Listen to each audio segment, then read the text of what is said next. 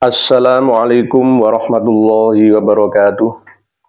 Bismillah, alhamdulillah, wassalatu wassalamu ala rasulillah Muhammad bin Abdillah wa ala alihi wa sahbihi mawalah amma ba'd.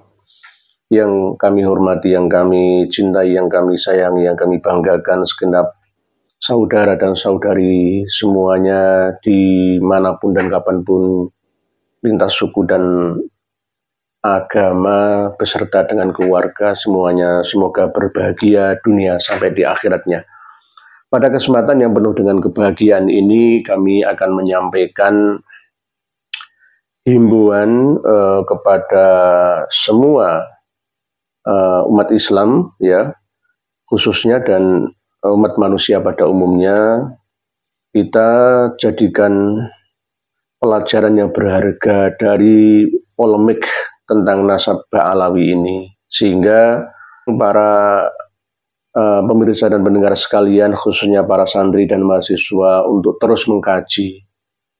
Selama ini kita tidak peduli ya dengan ilmu nasab, bahkan kitab-kitab nasab pun kita tidak punya, sehingga karena kita tidak menguasai keilmuan itu, maka kita mudah ditipu oleh orang yang ya tahu atau merasa kurang tahu atau memang gak mau tahu. Yang penting mereka sendiri yang tahu, lainnya tidak boleh tahu. Nah ini di tahun ini ya sampai seterusnya saya menantang untuk terus belajar supaya kita tidak mudah ditipu. Belajar ilmu maling itu boleh, gunanya untuk mencegah agar jangan sampai kita dimalingi. Belajar ilmu intelijen itu harus supaya kita tidak lengah. Sak bejo bejane wong kang lali isih bejo wong kang eling lan waspada. Waspada itu penting, bahkan wajib. Ya, wajib fardu ain bukan fardu kifayah. Karena di saat-saat seperti ini kita harus senantiasa waspada. Karena sulitnya kita membedakan mana yang baik dan mana yang buruk, ya mana yang benar, maka mana yang kurang benar, ya maka mana yang bengkok, mana yang lurus, itu kita sulit membedakan. Selain dari kita selalu membaca ihdinas shiratal mustaqim, juga kita senantiasa mengaktifkan indera kita, ya, baik pendengaran kita, penglihatan kita, ya, perasaan kita, pengetahuan kita, semuanya kita harus senantiasa mohon petunjuk kepada Allah Subhanahu wa Ta'ala untuk terus dibimbing. Jangan sampai menggak-menggok lah. Sirat yang mustaqim itu tetap ya berada dalam diri kita selamanya sampai husnul khotimah kita. Para pemirsa dan pendengar sekalian rahimakumullah, dalam menentukan makam Imam Ahmad Al-Abah An-Nafat Al-Ataj yang disebut dengan Imam Ahmad Al-Muhajir, itu pun masih simpang siur. Sejak awal nenek moyang, kakek moyang para Habib Ba'alawi itu pun tidak jelas asal-usulnya. Ditarik ke abad sekarang ini juga begitu, sama. Yang sebenarnya bukan suatu makam dijadikan sebagai sebuah makam. Berdasarkan ijtihad intuisi atau ilmu kasfi atau mukasyafah ilmu haqi sesuai dengan pengalaman spiritual pribadi. Sama, Imam Ahmad Al-Abah itu meninggalnya aslinya itu di mana? Apakah benar-benar meninggal di Husayyisah, bukan Husaysah, Husayyisah Seyun Hadramaut Yaman, atau meninggalnya di Baghdad? Dan bahkan saya didorong oleh kawan-kawan ya, dari kiai, dari ulama, dari syarif, dari sayyid untuk menyampaikan kutipan dari kitab Al-Majdi, karya Sayyid Al-Umari ya, halaman 337, yang menceritakan tentang biografi singkat Imam Ahmad Al-Abah, yang mana disampaikan di sini wa Ahmadu Abul Qasim Al-Abah Al-Ma'ruf bin Nafat li'annahu kana yattajiru naf. Dan Imam Ahmad Al-Abah atau Al-Muhajir, ya, julukannya adalah Abul Qasim Al-Abah, ya, yang terkenal dengan karena beliau dan keturunannya itu berdagang minyak tanah, ya. Lahu baqiyatun bi Baghdad. Beliau Imam Ahmad Al-Abah itu mempunyai tinggalan keturunan yang ada di kota Baghdad, Irak, ibu kota Irak sekarang. Dari Minal Hasan Abi Muhammad Ad-Dallal Al-Daur di Baghdad. Jadi dari Hasan, ya, julukannya adalah, kunyahnya adalah Abu Muhammad Ad-Dallal di Baghdad. Nah, setelah itu ada kalimat ra'aituhu mata bi akhiri bi Baghdad. Banyak yang memahaminya ra'aituhu mudzakkar itu rujuknya ke Imam Ahmad, ada yang memahami ke Muhammad Ad-Dallal. Ini yang menjadi simpang siur, padahal di dalam Tahdzibul Ansab, ya, ada keterangan yang spesifik tentang keturunan dari Abu Ja'far Al-Amma Muhammad bin Ali bin Muhammad bin Ahmad, ya, itu menyingkir ke Basrah sampai mukim di sana dan meninggal di Basrah juga. Nah, ini di Baghdad. Nah, ini rujuknya ke siapa? Jika ini ra'aituhunya ini, hunya ini kembali atau rujuknya ke Ahmad, maka jelas semua kitab yang menerangkan tentang makam Imam Ahmad Al-Abah yang di Husayyisah itu akan batal. Langsung sambung menyambung batal semuanya.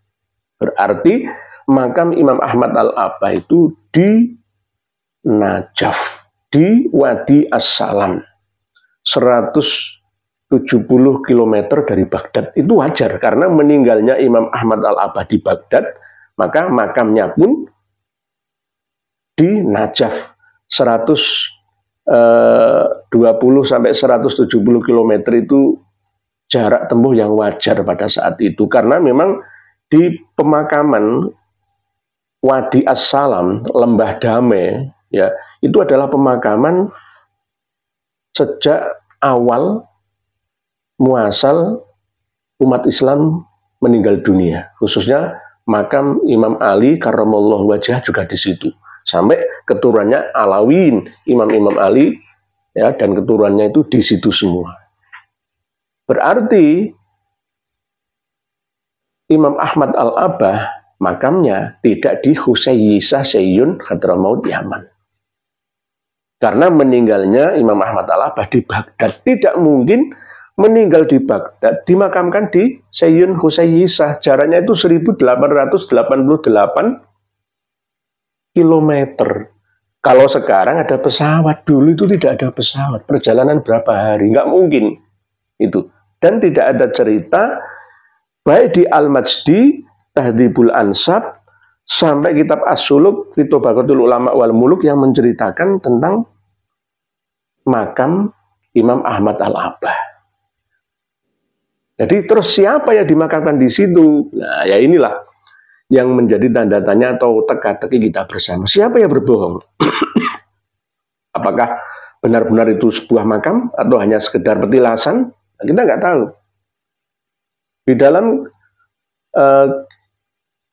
kitab yang dikarang oleh Bamakhromah, ya, Qiladatun Nahar, itu ada dua pendapat bahwa makam Imam Ahmad Al-Abah itu ada di Qoroh Jashib, ya, atau di Husayyisah.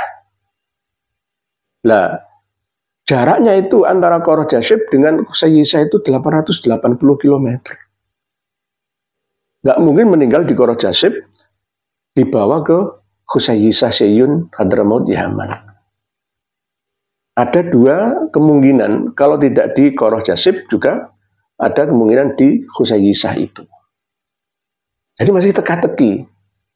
Jadi tidak pasti di situ ada makam, karena sejak awal sejarah Yaman, sekelas Imam atau Said Al-Jundi, ahli sejarah Yaman, itu tidak pernah mencatat adanya makam-makam yang dikeramatkan, diziarahi dan dimintai tabarukan. Kecuali makam seorang dokter ya dari Kinan ya, dari Irak ya, itu direkam dalam kitab Al-Jundi. Begitu juga makam dua anak yang ada di Masjid Syahidaini yang di San'a atau Son'a, ibu kota Yaman sekarang, dulunya Aden, sekarang ibu kota Son'a Yaman itu dikuasai oleh Syiah Houthi sekarang. Di sana ada menara masjidnya juga dan diziarahi banyak orang, dimintai keberkahan juga di sana. Itu direkam oleh beliau Imam Al-Jundi. Tetapi makamnya Imam Ahmad Al-Abah ini tidak dituliskan pada tahun 732-an itu. Jadi makam Imam Ahmad Al-Abah atau Ahmad Al-Muhajir itu kemungkinan ya baru disebutkan oleh data tulisan itu pada saat Syekh Muhammad Al-Khatib dalam manuskrip kitab Al-Jauhar As-Saffaf ya. Beliau wafat tahun 885 Hijriah berdasarkan guru beliau yang sering ziarah ke situ. Alasannya ada cahaya yang terang dari tempat itu. Lalu diputuskanlah bahwa tempat itu adalah makam Imam Ahmad Al-Abah. Jadi tidak jelas, belum ada apa-apa sebelumnya. Sekedar ilmu mukasyafah, ijtihad intuisi ya. Mukasyafah ya, terbukanya hijab pembatas atau mungkin insting ya, perkiraan. Di situ akhirnya sampai sekarang diziarahi oleh banyak orang, bahkan ada masjidnya ya, ada sumur di sebelahnya dan ada kubahnya. Jadi apakah benar itu makam Imam Ahmad Al-Abah? Kalau menurut Muhammad Khatib dalam manuskrip Al-Jauhar As-Saffaf, berarti makam Imam Ahmad Al-Abah itu baru ditemukan setelah meninggalnya beliau 345 Hijriah. Berarti sampai 885 Hijriah, berarti 540 tahun baru ditemukan makam itu. Ya itu makam siapa? Ya nggak jelas. Itu makamnya siapa? Apakah benar-benar makam? Ada jasadnya? Ya nggak mungkin. Wong 540 tahun baru ditemukan.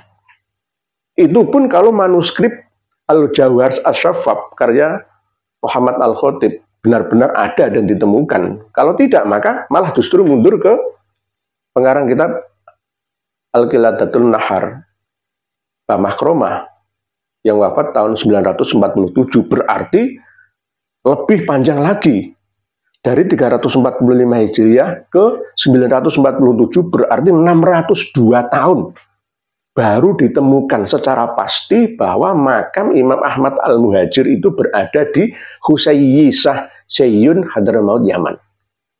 Wallahu a'lamu bissawab. Akhirul kalam. Wassalamualaikum warahmatullahi wabarakatuh.